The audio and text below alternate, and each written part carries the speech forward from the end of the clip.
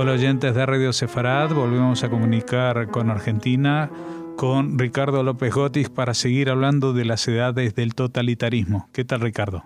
Hola Jorge, ¿cómo estás? Bueno, hemos hablado cómo el final de la Segunda Guerra Mundial no supuso ni mucho menos el final de los totalitarismos del mundo, especialmente los del siglo XX, y hoy vamos a ver cómo se trató de investigar el tema de los crímenes nazis, algo que no siempre se encaró, digamos, en el momento adecuado, ¿no es cierto?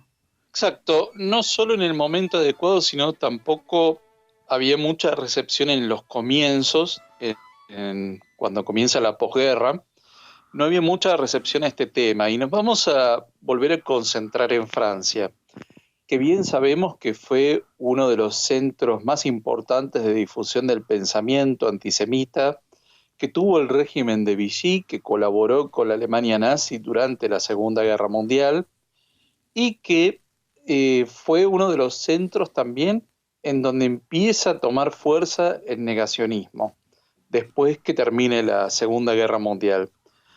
De modo que vamos a ver un tema quizás que parezca menor, pero en realidad tiene que ver no solo con la búsqueda de la historia francesa y cómo explicar qué fue la Segunda Guerra Mundial para ese país, sino también cómo es que se empezó a documentar ya en el transcurso del conflicto bélico y de la Shoah, cómo es que se empezó a documentar lo que estaba ocurriendo.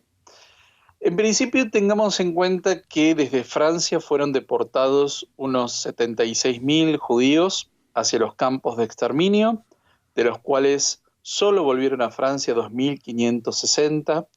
De esos 76.000, 2/3 no eran ciudadanos franceses, es decir, que eran emigrados desde Europa Oriental o desde Alemania, ya sea antes de la guerra como prácticamente cuando comienza la Alemania nazi, y que entonces ahí no hubo una gran identificación por parte no solo de la población francesa, sino tampoco por parte de los gobiernos de Francia inmediatamente después de la guerra. En principio, Francia tiene una historia muy incómoda con respecto a lo que fue la Segunda Guerra Mundial, porque fue invadida en poco más de 3 semanas, en 1940, y se establece en el sur el régimen de Vichy, sobre el cual ya hemos hablado con el mariscal Pétain, que fue un régimen en que colaboró con la Alemania nazi y de hecho se identificó con los principios del antisemitismo y de la, digamos, la discriminación racial.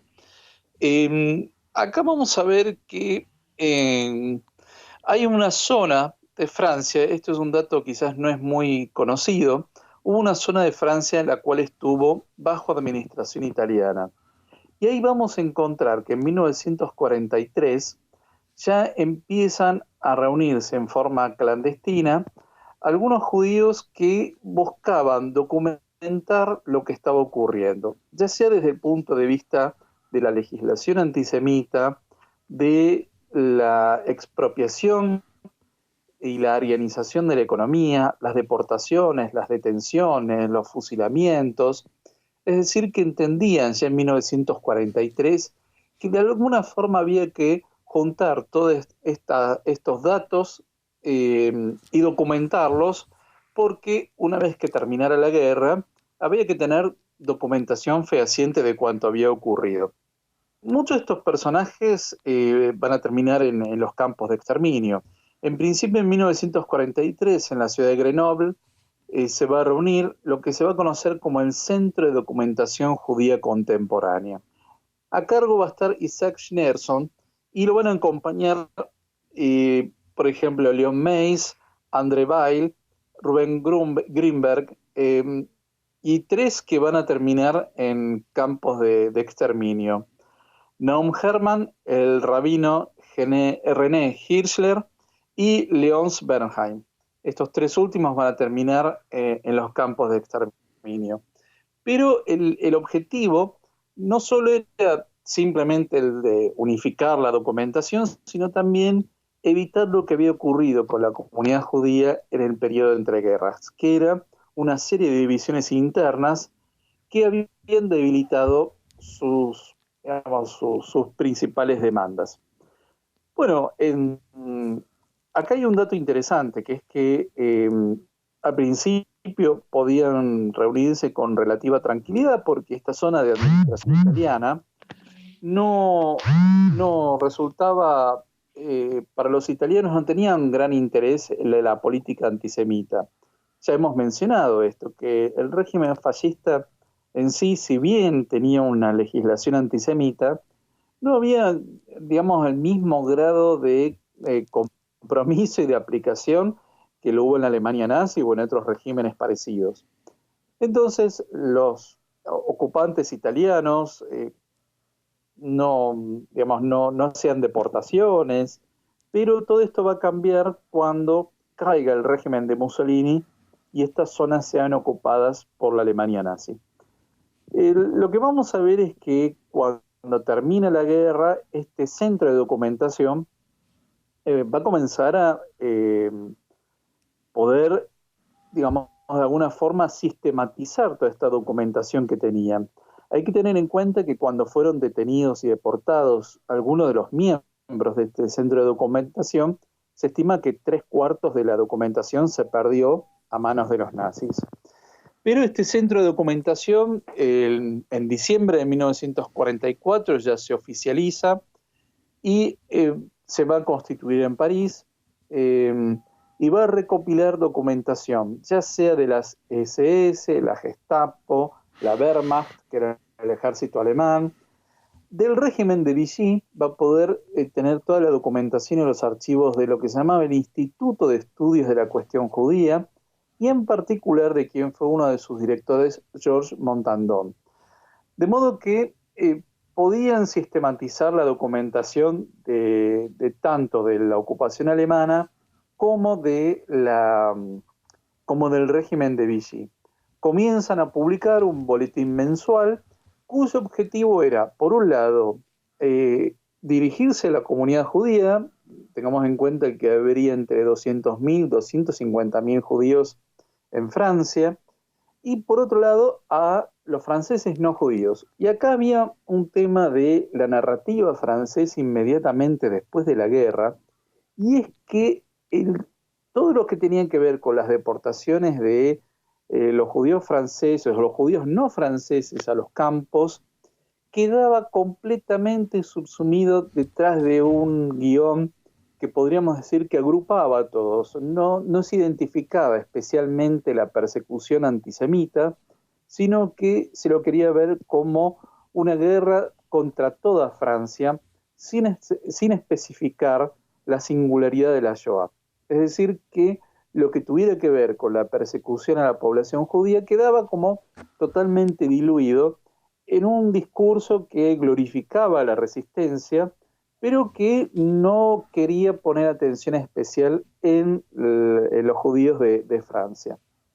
En 1946 este centro comienza a publicar otra publicación, que se llamaba Le Monde Juif, el mundo judío, y empiezan también a publicar una serie de libros que empiezan a ver, ya sea cómo fue el régimen de Vichy, cómo fue la deportación a los campos, cómo fue el proceso de arianización de la economía, todo lo que fue el saqueo de libros y obras de arte, y muchos de estos documentos aportaron para los tribunales de Nuremberg.